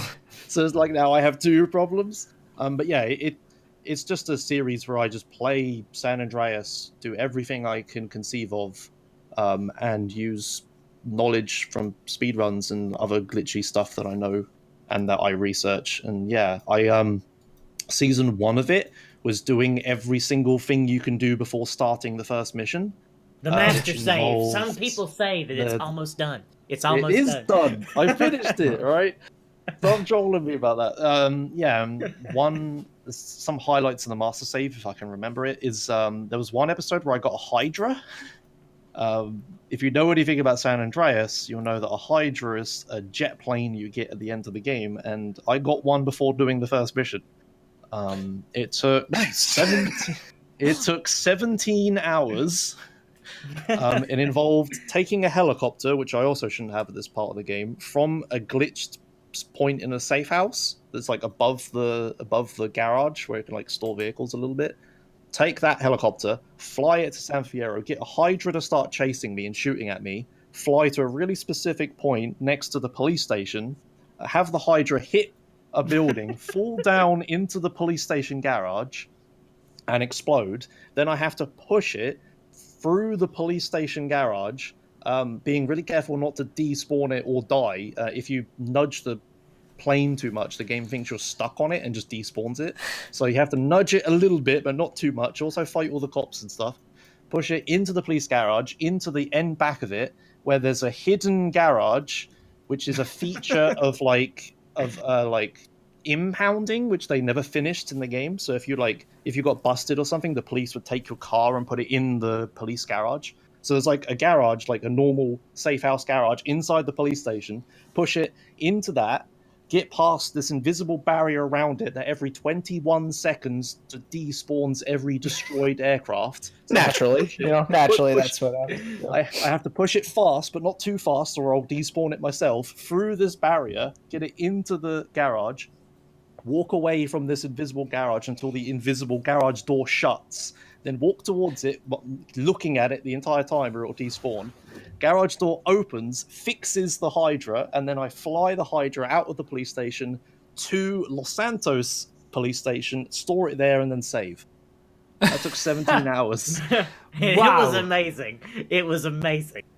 And that's where the name The Master Save comes from, because after you do all of these things, you're saving the game. So you have a save file before the first mission where you have all of these things. Yeah, you have everything you could possibly think of before the Master Save. That's insane. The only thing I haven't done yet, which people are going to hate me for, is I haven't got a royal flush in poker yet. Admittedly, that was a pretty stupid goal to set myself. Yeah, that's not easy. That's very difficult. I've spent like 15 hours at that. I'm just giving up and just like I'll do it eventually. Oh my God. Yeah, there's lots of other. That's probably the most extreme thing I did. But yeah, there's lots of dumb stuff. There's what about the girlfriend car, by the way? I think that's second out of ridiculousness, if you ask me. So there's girlfriends in the game, but none of them are in Los Santos except one that you get later. So there's like, if you remember San Andreas, if you go outside Los Santos before you've unlocked the map, you get 4 stars. So most of this playthrough, I've had 4 stars the whole time. But you can go to the girlfriends. I can't even remember. Do you remember how I did it? Because I don't remember anymore. But there's like a way to date. Well, there's the jealous girlfriend script that is completely broken somehow. Okay. It only happens once, and then it never happens again, or something. Yeah. Like that. So there's this another not finished feature by Rockstar for jealous girlfriends, where if you date a girlfriend and you have another one, sometimes they can follow you. Like the other girlfriend spawns when you're on a date and like follows you. But if you ever successfully complete a date without a jealous girlfriend popping up within like 3-second window, that script is permanently disabled. You never see that feature again. But a unique thing about that feature is the car that the other girlfriend, the jealous girlfriend, is in, is completely invincible. It's like, I mean, it's called all proof. It's fireproof, explosion proof, bulletproof, punching proof, and crashing proof, and all this other stuff. And yeah, so I went on a quest to try to get that vehicle, the invincible girlfriend vehicles. There were 3 I could get at the start. A monster truck, a hearse. I can't remember the actual car's called. Yeah, and the hearse, the monster, and the police ranger, car. the police ranger. The police ranger, yeah. So there's these like fully invincible girlfriend cars. I can't remember how I got them. It's like I had to turn up to a girlfriend's house in a tow truck. Yeah. Mind you, I have 4 stars, remember? And all the bridges are shut and everything. I have to go there, get the girlfriend, we drive, the date fails because I have 4 stars. Wait to see if a jealous girlfriend turns up, which is like a 25% chance. If they don't, I just start again, go there, wait until a jealous girlfriend turns up, then what else was it? I forget now. I have to like... You have to go into the marker, I think, but the jealous girlfriend has to come in right behind you and like hook up to your tow truck at the same time during the cutscene, so it doesn't despawn or something? Yeah, she has to be like... I have to keep her close so the jealous one doesn't despawn if you go too far. Go into the marker that ends the date, have the girlfriend stay close enough, then get still with 4 stars, tow her to another garage, which then unlocks the car and it keeps the all-proofness. Oh my God. Yeah, it's like... This is insane. The problem with that was it was very, very boring to watch. So for a long time, people were like, "Where's the new episode, Josh?" It's just like, I'm trying. Yeah, they don't see everything that goes on in the background, and there's hours and hours and hours of. I can see where it gets the name from, though. The true 100% plus, it's a good idea. That was that was a temporary name I just came up with. It's vaguely speedrunnery, but it's kind of stuck now. Good stuff. There's lots of other stuff. The only other thing I'd say I did is I flew a Hydra under the map, under every single bridge. Yeah, that was great to watch. That was the last episode of season 1? Yeah, that was. I think it was the last episode. Yeah, I clipped a Hydra out of bounds, flew under the map, and flew under all the bridges because flying under every bridge was a goal, but it was way too hard, so I cheated and went under the ground.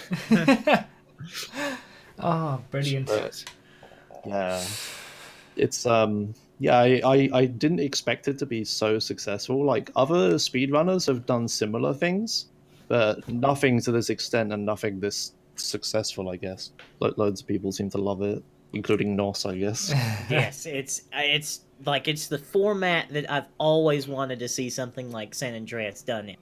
Like, it's such a great format and it's great content. You've done a great job, for sure. Episode 1 is in my likes now, so I'll watch it later. Oh, fantastic. Yeah. Someone asked why Josh is called Joshimuz. Oh God! Where did that name this come is a from? question you should ask everyone on a gaming podcast. You get some funny stories. So my name comes from me needing an Xbox Live name as a teenager, and having just watched Transformers and like Maximus, and I was like, "Oh, Josh Emus," and then it's not that interesting. I feel like a lot of It's a really names stupid come name. from Xbox. I know Bruffy1322. That was first out. I first used that for Xbox Live back on the 360 in 2006 or whatever it was. That was kind of the first place really where you needed an online name back in the day. God. Yep. Golden age. The golden. Thankfully, I'm apparently the only person that came up with that, and it's not taken anywhere. But yeah. All right. So should we move on to some regular segments? I suppose so. I'm gonna take a quick 2-second break. But I was, do you know? I was just about to say before we do, I just wanted to mention something, but now he's left, so it's. What a scum. So for those who are new or just want to recap, if you want to ask any of us questions, you get on my Discord for regulars and subscribers and Patreon supporters. You'll have access to the phone bank. If you get in the phone bank, MB Hammer will be there to take your questions, and you can ask something to myself, Josh, Nos, ADT, or all of us, 2 of us, 3 of us, whatever that you want. Whatever. If you've been typing that question in chat, ask him this, ask him this, ask him this. Well, you ask him yourself. Yes, on voice, Let's make it happen. not typing nonsense. I'm sick of the typing. The mailbox is closed. We've canceled our PO box. Yes. There's no more write-ins. So yeah, and then we'll have some questions and we'll answer them later on after our regular segments. But see, I want to do the choke of the week, but RDT's gone. Here. I want to do the only other regular segment that we have is RDT's Apple Juice Minute, and RDT, the main star of that segment, is not here.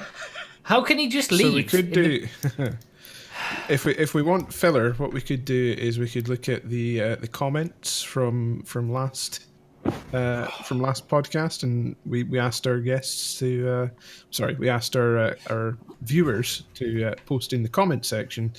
This again. Oh yeah, I remember. Yeah, this again. This again. Yeah. So I'm interested. Phil's done his homework again because good old Phil Hoff, GG. Phil Hoff, best mod. Right, so we had 2. Do you remember we had 2 podcasts? So we had 2 podcasts back to back. Yeah, but we didn't say for people to type something in the comments on one of them, right? Yes, we did. We did? Yes, we did. We did, both of them. Yes. Okay. Okay, so for podcast number 22, we had a total of 105 comments, and we asked our viewers to either mention NASCAR or compliment Nos. Oh, I remember that, yeah. Okay. Okay. We had how many comments? So 105 in total. 105. Okay. So how many do you think mentioned NASCAR? 25. 24. That's pretty close. 42. How many? I'll say 70.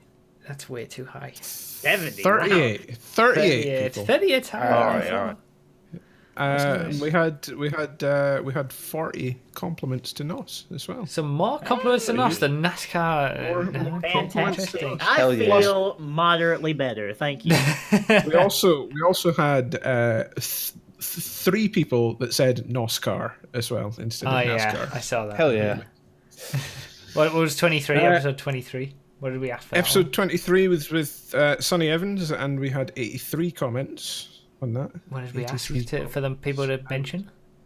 We asked something about EAGLES. Eagles! Oh yes, I remember. How many? 80 what? Out of 83, how many 83. people? I think this is higher. said I think this Eagles. is like 60. Okay, I'm going Nos. to go stay at 42. I'm going to stay at 42. He's done at 42, yep. I'll do 43. Do this Price is Right style. Price is Right style. Josh, Wouldn't do you you go want to below guess? me? I'll say 20. You're welcome. Okay. The correct answer is 32. 32 Eagles. 32 Too Eagles. high.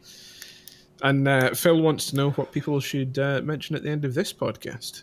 I don't know, because there was one comment in particular on one of the last podcasts where someone was criticizing the fact that we say people to comment something down below, you know. Oh, okay. Someone wasn't happy that's about fair. it. Oh, Someone so wasn't one, happy that one, we were. one opinion. We're gonna So- Leave your we're gonna- complaints. So- Leave your complaints below. So Yeah, if you got Yeah. a problem with it, though, because leave it. it's one person and everybody else enjoys it, we shall do something. What are we gonna? What word can we have? True Complaint. 100% plus. That's a Autobots. good. Yeah, let's do that. True 100% plus. Yeah. Okay.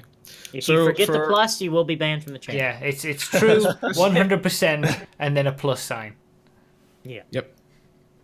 All right. All right, Thanks thank for you. that. Thank you for that RDT's back, interlude. so you Yes. can continue. So with the, something else that I want to topics. mention from a previous podcast and follow up. Remember, I don't know whether it was 23 or 22 because they're blaring into one because they went up so quickly between them. But I think it was the last episode. We mentioned that I quickly mentioned, I wonder if anybody has ever listened to our podcast who hasn't ever watched one of my videos or Twitch and just found us from the podcast. And we were all unanimously like, no way. No, there's no 100% no no chance. way. No chance. Not a single person watches this podcast or listens to this podcast and just this podcast has never Under known their about own me volition, beforehand. no. But Clockwork Orange style. Yeah. Like, let's watch it. I got a tweet in the previous Okay. 2 weeks Oh, did you? from Charles Jr. saying, thought I'd comment after the last episode topic. I'm someone who has never watched any of your videos or never watched a live stream. I only listen to the podcast, along with many others, on Apple Podcasts while I'm driving for work, not to work. I'm crazy. Wow. So, I did give him a follow-up tweet and asked him how he found us. He's the boy. He's the boy. Yeah. I asked him how he found us and what he does for a living, but he hasn't responded. So if you didn't check your No, tweet, feels Charles, bad. there you go. There's a Maybe he crashed. response. But I'm curious now. I'm curious how he found this podcast from neither the channel, the YouTube channel, or the Twitch stuff. Like, I can't imagine anybody finding us and deciding to continue to listen to us just It's a rabbit hole, based man. on Apple Podcasts. It's because this is a quality production. Stretching Everyone it out. knows. And I want to know what he does for a living as well, driving for work. Maybe he's a truck driver or something. But like this, he is the ultimate person who Nos is gonna like admire right now, Yes. because he Oh, yeah.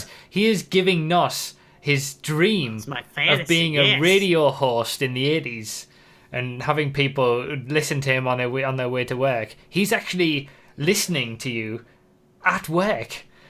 Yes. And But only he's also listening, not driving. watching, It's- driving. Yeah. Amazing.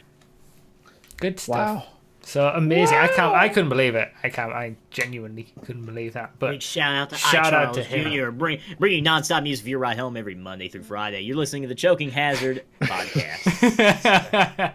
You do that very well. All right, so let's do the choke of the week, shall we? Choke of the week. Let's Choke of the fortnight. Yeah, let's do it.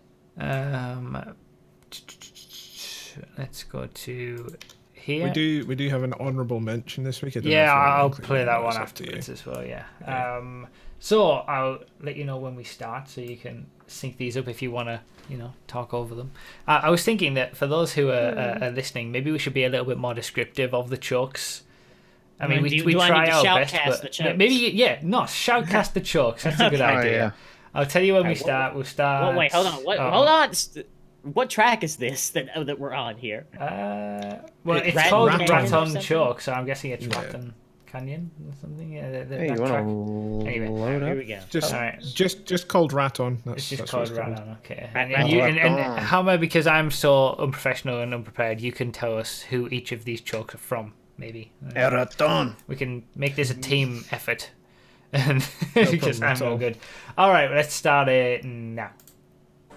All right, so we got the Wagner. We're on a stunt race, Raton, as we go into a speed boost and into a loop. He's into a loop, going fast off the loop here as we return, going over the track, coming down and slams into a rail on the right side, That's completely not going well. miscalculating where he needed to go, That's and not he's going dropped well. down from first to third at what is near the end of the race. That Only a was, couple more it was turns to just go. about him. It was neck and neck for first place, and then that definitely And just ruined choked it. him. Yeah. So that one is from our quintessential chokey Bloody Squirrels.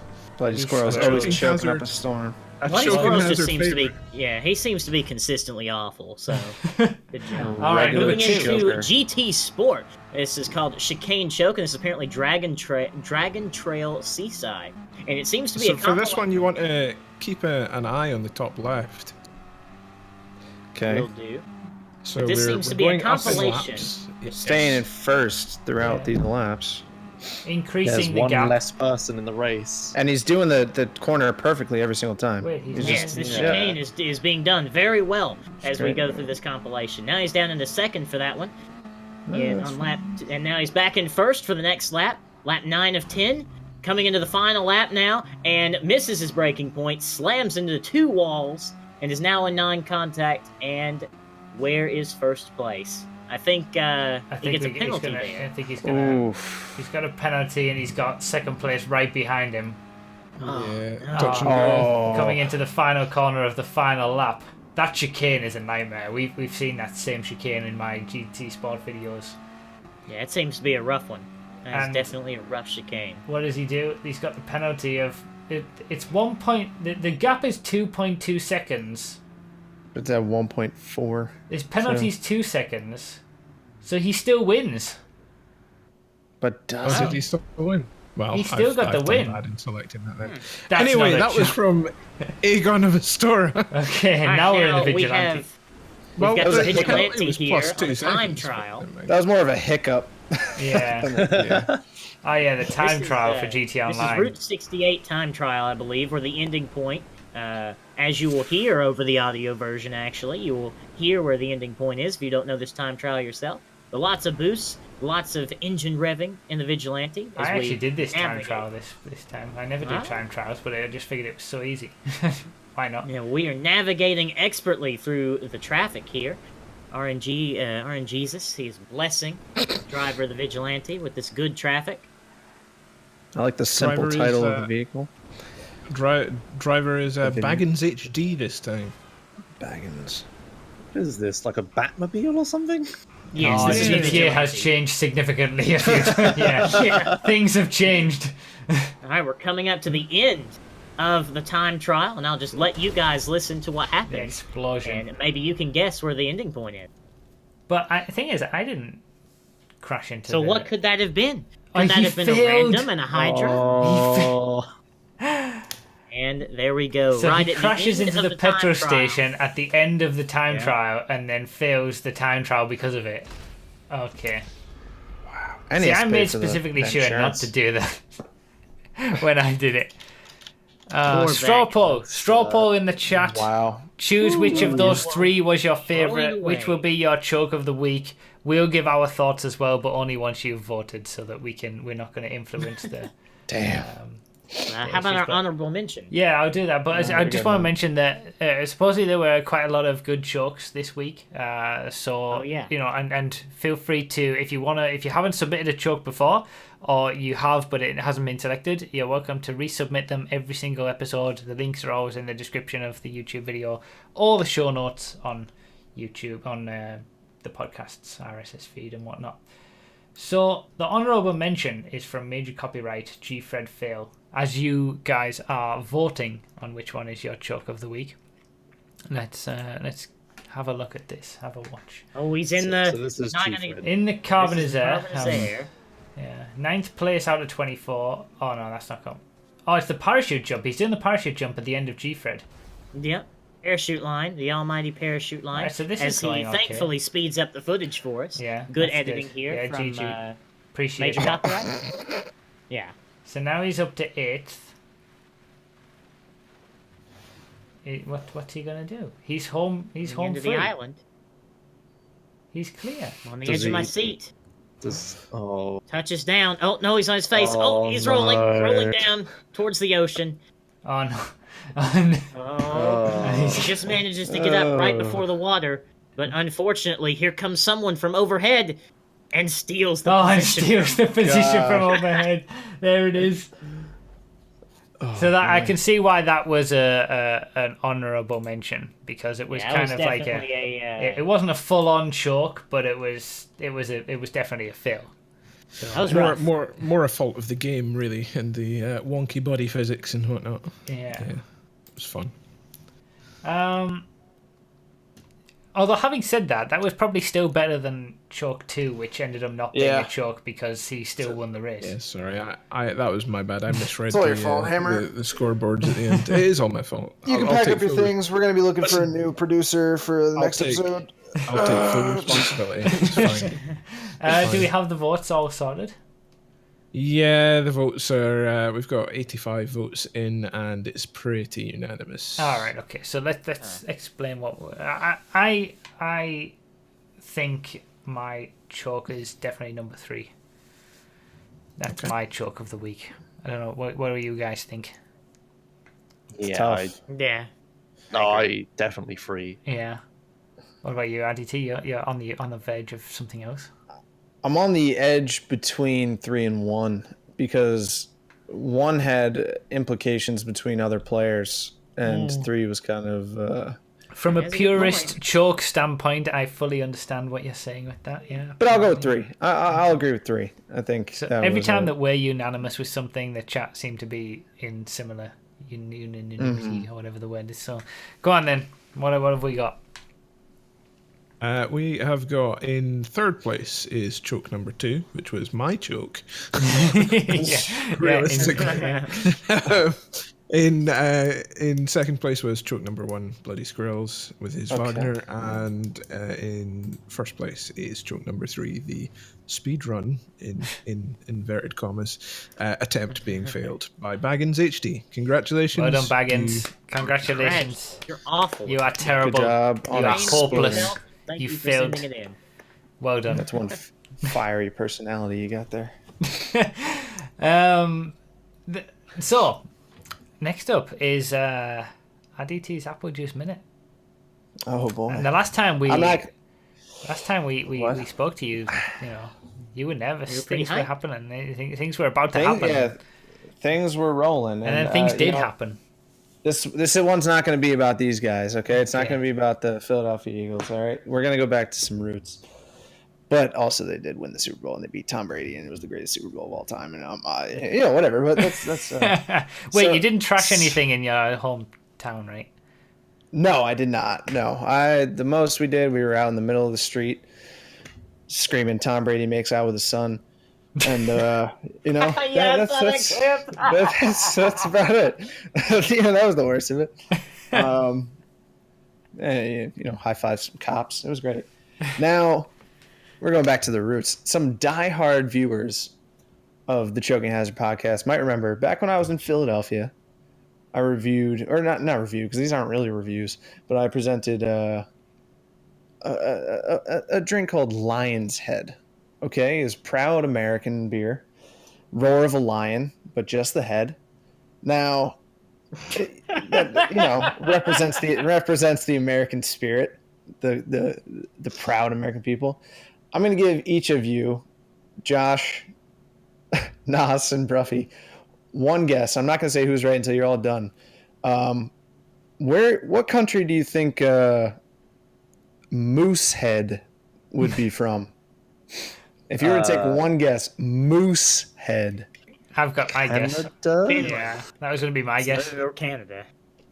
What, Josh? What was it? Canada. Okay, Bruffy. Yeah, that was my guess too. Okay, and Nas, you also said Canada. Surprisingly, I said Finland first. Oh, okay, but you said Canada at the end. Surprisingly, not surprised. It's from Canada. It's what other place would ever have Moosehead as a? I mean, come on. The chat was unanimous with that answer as well. Like, there was no. Canada has a lot of great things. We don't like to give them credit being here in the greatest country on earth. Those communists up north, they've got something going on that they know what they're doing. They got peace, love, maple syrup, mooses. Apparently, it's an great. Attractive prime minister, lots of things up there. Yeah, Justin Trudeau. He's a great looking guy. He doesn't have the best sense of humor, but it's all right. And I got to give him one more thing. This is one of the best mass-produced apple juices that I've had. Really? Honestly, that high, as far as cheap apple juice goes, this one's really good. Okay. And those most in the host in a boat, what you're talking about up there, they know what they're doing. Those maple syrup sucking communists, they know what they're doing. I know they don't like to share a lot with us, except for, hockey, one border. We don't like to admit that they're up there. We think we're all of North America, but whatever. At least they share this and Niagara Falls with us, and I'm happy. So Moosehead, go get some. All right, see what I'm talking about. All right. Oh god. Good luck in the Winter Olympics, Team Canada. Go on. Go. Moosehead, interesting. That's an interesting name. That's a very interesting name. You've got one person in the chat that is a fan of Moosehead. I saw Major Gas is a Major fan Gas of is a fan. Moosehead. Yeah. Jeddah, if he's still here, he's actually Canadian. So There you go. So, do we have any questions? No. Phone bank. No questions. no questions. Is that a first? I have a question. I have a question for Josh. Oh, okay. Josh, what's your... Wait, hold on. Welcome to the Choking Hazard podcast. You're our number one caller because we had to improvise. Who's your question for? What's your question? Long time listener, first time caller. Thank you. My name's MB Hammer. Josh, what's your favorite skip or glitch in the games that you've played? Oh god, I'm so bad at remembering things. My favorite. I'm sorry, I shouldn't have asked. No, it's all right. It's all right. I might have to think about this for a bit. I'm gonna blurt out the first thing I can think of, and it's not gonna be my favorite. Ah, damn. I'm very much the same as that. I'm not good at remembering things. It's a nightmare. So, what's going to happen is somebody in chat is going to say, Josh, this is your favorite one. You've said it before. And I'm going to be like, yeah, so just wait for that and then I'll answer it. Yeah, that's how it normally works for me too. The chat know me better than I know myself. Yeah, see, people, it's happening. See, GT skip, Life's a Beach skip. I mean, they're not my favorite, surely. That beautiful skip. That's the music van one, right? Yeah, the only skip I've ever found for San Andreas. Yeah, that one. Is there much sort of notoriety for finding things within the speedrunning community, finding glitches and skips and things that advance the game for everybody? Well, there's like a subset of speedrunners. They're called like routers, and they just normally just make the routes, find the glitches, have the technical knowledge, but they don't generally do runs themselves. Right. Okay. Shout outs to Nick 007 and Patrick, who helped me a lot.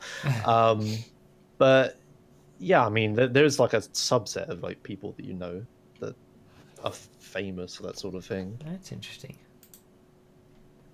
Nobody's helping me in chat. Okay, I can't. Blowing up Ryder's car? I mean, that sounds like a pretty good answer. No. No. Yeah, okay, I guess.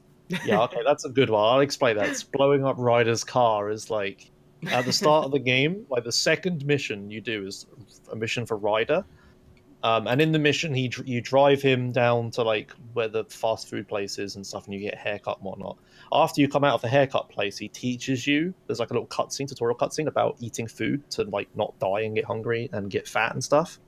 That little tutorial thing, if you start the mission, immediately blow up Ryder's car, which fails the mission, and then start the mission again, you don't watch that cutscene.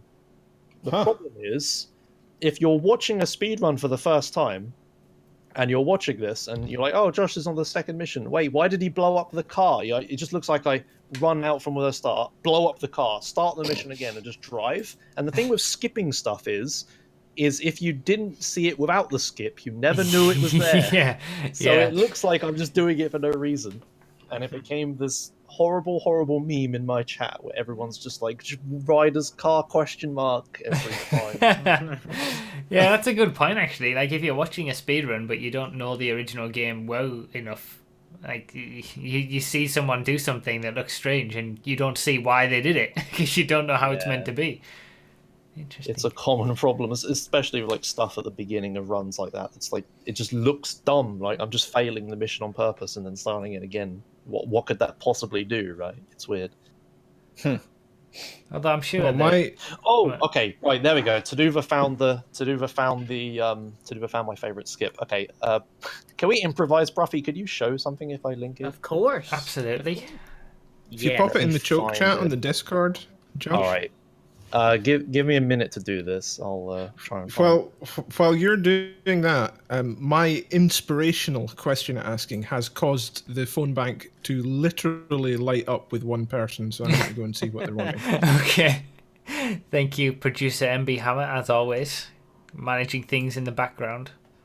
Although he doesn't have a lot of callers to manage today. It's just how it goes. Maybe we've been too harsh on the non-write-ins. No, screw that. No, you have to have some tough love sometimes. Yeah, get people out of their comfort zone. Yeah. So, what's been going on with you guys? Well, I don't even know what's going on. I'm back. If we're ready for it. Have you watched Josh's? Oh, Boski's in chat. Hey, Boski. We should have Boski back on as a guest because we did him a disservice the first time. Yeah, I want Boski back. And I've since met him in person at TwitchCon. Right now. Awkward. Okay, I found the video, but yeah, go on. Oh, put it in choke chat, like on Discord. Oh yeah. That's what we were waiting for this whole time. Sorry. So for the love of put it in the regular chat, in the Twitch chat. Oh. I've got the Twitch chat up more than I have the Discord chat. So, okay, disclaimer, this isn't the original video. The original video is a Discord video. This is me reacting to that video. It's the best thing I could find. I'm sorry. Okay. But it's fine. I like choking hazard quality. That's all that matters. I crop myself out at some point. If you mute it, it's fine. So, is there a point where I need to skip to show it? Or do we watch the whole thing? Let me do that. It's early. It's 9 seconds in. Just go to 9 seconds in and mute it. Alright, okay. Let's go. You don't need to watch the whole thing. You'll know when it ends. Okay. Let's switch. There we go. Let's Bandicam. Excellent. Yeah. So this is a strat found by Patrick in 2013. This is a mission called Deconstruction where you need to take at the end of it. So you need to destroy some things, and then you need to put a portable toilet thing into a hole which has some guy in it you don't like. I remember this. Yeah. You'll. It's hard to commentate because I'm watching with delay, but you'll see when it. You'll see what happens. Yeah, he's like blowing up the porta potties with a rocket launcher and. and then in the dozer. Just you'll after the dozer is when it happened. Bury the this form in his is excellent. toilet. Okay, yeah. I vaguely remember this. I need to play San Andreas again. I've only ever done it once. Way back in the day. So there's the porta potty. It's a hairstyle. Bury the foreman in the toilet. Nah, so you gonna cut your hair like that? Beautiful. No way. Oh, that's brilliant. Oh, that's fantastic. So this toilet thing you can only push with heavy vehicles, and the thing with heavy vehicles is that they're really slow. So Patrick found out if you put exactly three satchel charges on the front of it, it lands exactly in the hole. It's fantastic. That's brilliant. That's That's a excellent. beautiful shot. I love stuff like that where it's like you do a specific thing and it will just work perfectly. Yeah, and there's a horrible, really old webcam of me in my parents' house. Thanks, Sneakam. But yeah, and that turns out great. it's completely consistent, and we use it in every run forever. That's amazing. That's amazing. And you get isn't those it? satchel charges from the Catalina mission, don't you? Yes, in Bone specifically. County? Yeah, specifically for that and some other stuff. Do we Speedrun have memory? Maybe I'll run San Andreas sometime with all this memory I've gotten from watching it. I want to see it, Nos. I want to see you do it. See what time you get. Try to speedrun San Andreas? Yeah. Well, that's the funny thing. I thought about doing a San Andreas playthrough, but doing like false 69% minus or something, and like only doing things that I wanted to do. Your own specifically made speedrun.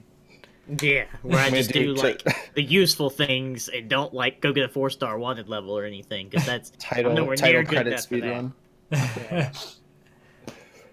Right, so we have one caller in the phone bank. Yes. One person out of the audience Hell yeah. brave enough to talk Huzzah. to our hosts and guests. We and will that not go person is for a Trumpet podcast Master. without one. Trumpet, my dude. Hello, Trumpet. You're on the Choking Out podcast. What's your question, and who's your question for, and all the above, and all that stuff. And don't This show's choke on focused it. on speedrunning, so you better get that question out fast. Who's your question for? Where's your question? Spit All or right. swallow. This is going to be indirect. It's going to be for anyone that has any relations to it. But my question is, since F1 is going to be kicking off very soon, as the cars are being released, like Williams and Haas, what are you going to be excited for this F1? Daniel Ricciardo's smile when he wins every race. That's what I'm excited for. See, That this is is pretty good. exactly the Man. problem. Every single time I try to talk about racing, you get that exact Grid reaction girls. from Nos. I want Back in grid the girls. chair, like, oh my god, the world's about to end that we're talking about racing and Formula One. The Grid Girls, they got banned. Grid girls aren't Oh, yeah, there I heard anymore. of that. Yeah, they're grid kids now. Yeah, I know. What Oh about- God, no! I'm not excited for Grid Kids. Okay, I was no. not excited for that one. I'm not Alex. I'm not King Blaze. I'm just kidding. Just kidding. Yeah, Alleged.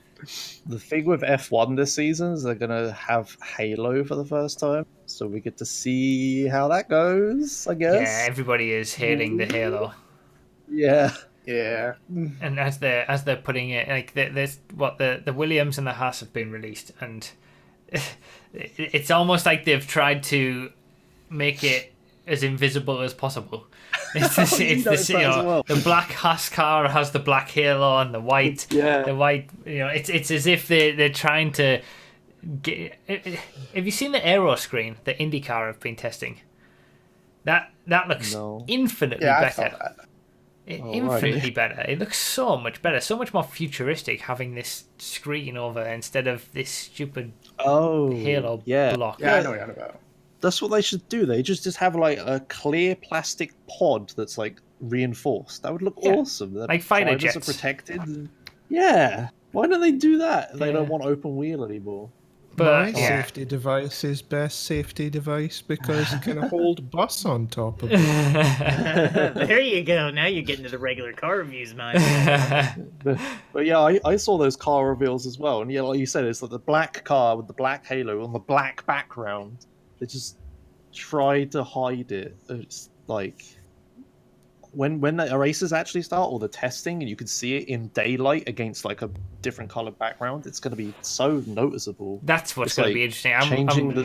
I'm looking forward to seeing the first bits of footage of all these cars, even lining up on the grid with all these halos on. It's going to be so strange. Yeah, it's just like changing the silhouette of something that much. It's like if you think of an F1 car, that's like the iconic shape. I don't know. We'll see what happens. Rip T-Cam. I think that's what most people are going to be talking about, though, from this season. I mean, hopefully it's a bit closer for, maybe McLaren and Red Bull are up there a bit more with the Renault engines. Hopefully the Renault engines have come on. Maybe McLaren. Renault themselves are up there with Ferrari and Mercedes. No, but this is Honda's year, man. Yeah. But, do you know what? Toro Rosso with the Honda engine, first place in qualifying for Australia. Calling it now. Just Alonso just like jumps off a cliff, yeah. Alonso makes these decisions. Every single time Alonso goes to a different team, his previous team does well. And then it's going to be the same thing here, I'm sure. Honda are going to be just super engine. Oh, God. Thank you, Trouble Master, for bringing a little bit of racing to this podcast. To this corner? Yeah. Yeah, it's been fun. And I guess that's about it. What's wrong with RDT right now? I heard, I don't know why, Josh said something about pods, and this is immediately what I thought of. Now this is pod racing. But, and so I was looking through videos, and there was one where Anakin's revving it up, and he goes, "It's work!" I might as well show it. Yeah, and then it cuts to the Terminator scene, yeah. We won't get copyright.